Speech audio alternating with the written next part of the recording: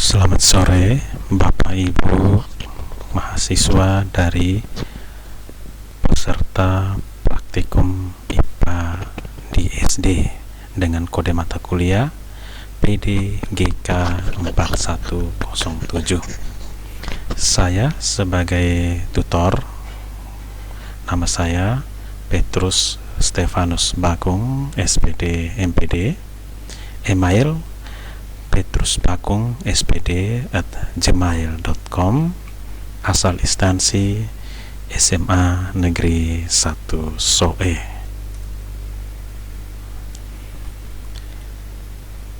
Mata kuliah praktikum program studi S1 PGSD hanya ada satu mata kuliah, yaitu PDGK 4107 atau praktikum IPA di SD. Adapun ketentuan-ketentuannya adalah sebagai berikut. Yang pertama, praktikum IPA dilaksanakan dengan 6 pertemuan melalui tutorial webinar atau TUWEB dan 2 pertemuan tatap muka. Yang kedua, praktikum dilaksanakan dengan menerapkan protokol kesehatan COVID-19. Yang ketiga, pertemuan tatap muka dilakukan dengan pengaturan sebagai berikut. 1 kelas pelaksanaan untuk praktikum IPA maksimum 30 mahasiswa. Yang berikut, tutor membagi mahasiswa menjadi berkelompok dengan masing-masing kelompok beranggotakan maksimal 5 orang. Jumlah praktikum yang harus dikerjakan mahasiswa adalah 10 praktikum bimbingan wajib dan 4 praktikum mandiri. Proses praktikum dibimbing dan dinilai oleh tutor yang sekaligus menjadi instruktur praktikum IPA. Praktikum mandiri terdiri dari 2 praktikum biologi dan 2 praktikum fisika. Yang berikut, mahasiswa mengupload sebanyak 14 laporan kegiatan praktikum yang terdiri dari 10 LKP praktikum bimbingan wajib dan 4 LKP praktikum mandiri ke dalam aplikasi pada pertemuan di minggu ke-3, ke-5, ke-7, dan ke-8. LKP tersusun atas laporan hasil praktikum dan proses praktikum yang dinyatakan oleh foto. Foto itu terdiri atas 3, yaitu foto persiapan praktikum, foto proses praktikum, dan data dan hasil praktikum.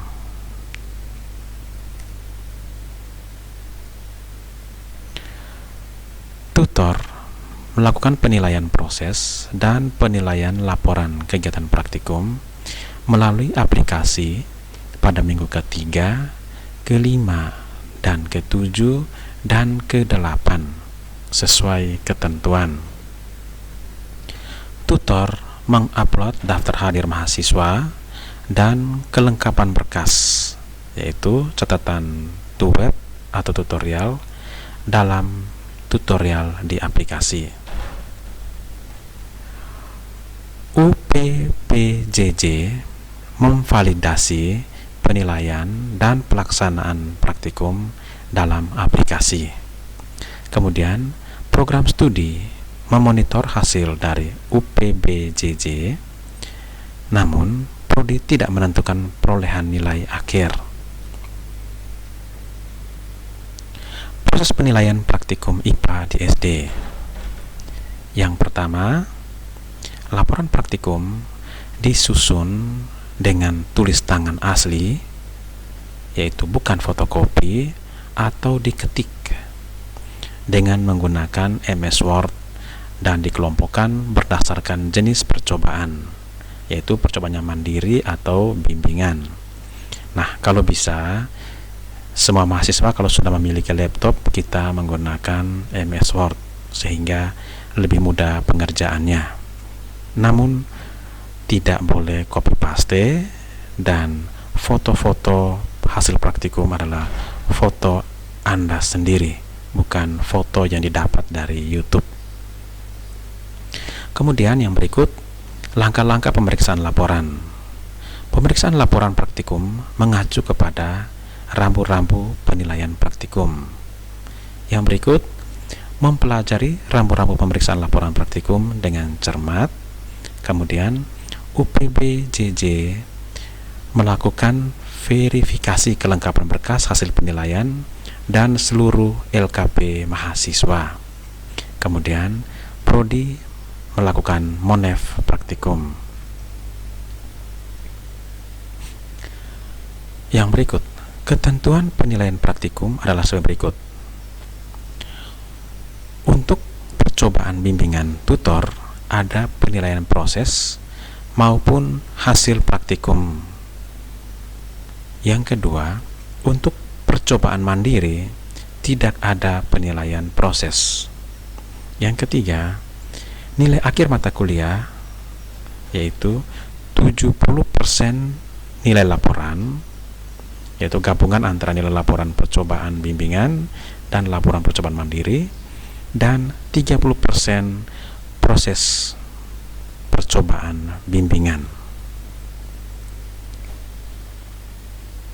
Kemudian yang berikut kita lihat waktu unggah laporan.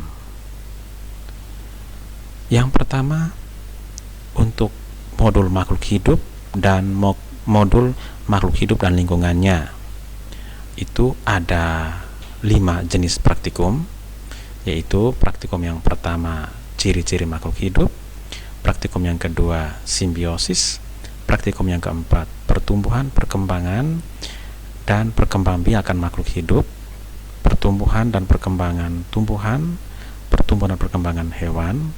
Itu untuk modul yang pertama. Kemudian modul yang kedua ekosistem darat, kemudian pencemaran lingkungan. Itu laporan diunggah di LMS pada minggu ketiga. Kemudian untuk modul 3, 4, dan 5 itu diunggah pada minggu kelima. Dan yang berikut untuk modul 6, 7, 8, 9 itu diunggah pada minggu ke-7. Sedangkan minggu ke-8 itu kita pembahasan dan kesimpulan umum.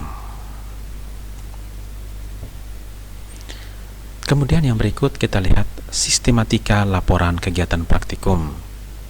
Jadi waktu di sistematika kegiatan praktikum Anda tulis di atasnya laporan kegiatan praktikum, kemudian dituliskan judul praktikum yang akan dilakukan.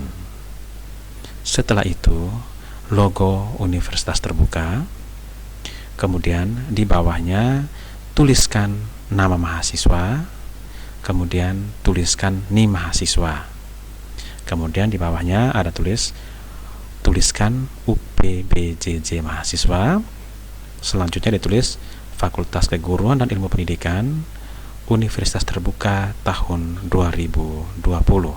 Ini di halaman depan laporan Anda. Kemudian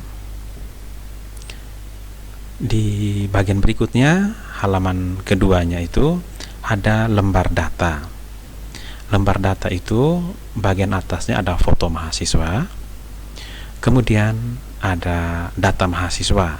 Data itu ada nama, ada NIM atau ID lainnya, kemudian ada program studi, kemudian nama sekolah. Kemudian di bagian bawah itu ada data tutor atau instrukturnya. Kalau untuk saya namanya itu Petrus Stefanus Bakung, SPD MPD, NIP-nya 1974 0920 1999 03 1 atau ID tutornya itu 79003382. Instansi asal SMA Negeri 1 Soe, nomor HP-nya 081 381 859 629. Alamat emailnya petrusbagongspd@gmail.com. Kemudian halaman berikutnya adalah surat pernyataan keaslian karya. Di sana Anda tuliskan saya yang bertanda tangan di bawah ini, nama, NIM, program studi. Dengan ini menyatakan bahwa laporan kegiatan praktikum ini merupakan hasil karya saya sendiri dan saya tidak melakukan plagiarisme atau pengutipan dengan cara-cara yang tidak sesuai dengan etika yang berlaku dalam keilmuan. Atas pernyataan ini, saya siap menerima tindakan atau sanksi yang diberikan kepada saya apabila di kemudian hari ditemukan pelanggaran akademik dalam karya saya ini atau ada klaim atas karya saya ini. Nah, karena Anda Amanuan Tengah, maka tulis Amanuan Tengah, tanggal, bulan, tahun yang membuat itu dengan tanda tangan resmi dari mahasiswa yang bersangkutan.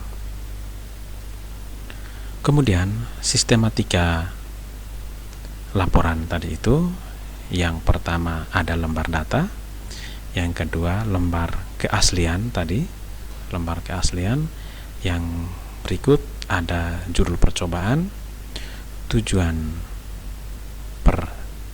percobaan, kemudian alat dan bahan, landasan teori, prosedur percobaan, hasil pengamatan, kemudian jawaban pertanyaan, kemudian pembahasan, kemudian kesimpulan, kemudian daftar pustaka, kemudian kesulitan yang dialami, saran dan masukan, kemudian yang berikut foto dan video praktikum. Jadi semuanya sudah lengkap dengan nilainya. Tujuan percobaan itu maksimal 2, alat dan bahan maksimal 2, landasan teori itu maksimal nilainya 10, prosedur percobaan itu maksimal 2, hasil pengamatan itu nilai paling besar karena di situ lengkap dengan foto nanti untuk mengetahui itu hasil minimal maksimal itu 30, kemudian menjawab pertanyaan itu 15, pembahasan itu 15, kesimpulan 15, daftar pustaka maksimal 2, kesulitan yang dialami maksimal 2, dan video itu maksimal nilainya 5. Kemudian yang berikut, untuk halaman video dan foto praktikum, Anda isikan foto-foto dari awal, proses kegiatan dari awal, pertengahan dan akhir kegiatan. Kemudian kalau video, Anda upload videonya ke YouTube, kemudian ambil linknya dan dimasukkan di situ linknya, sehingga nanti tutor memeriksanya dapat Anda punya link video yang ada di YouTube. Saya percaya adik-adik semua sudah terbiasa untuk mengunggah video ke YouTube.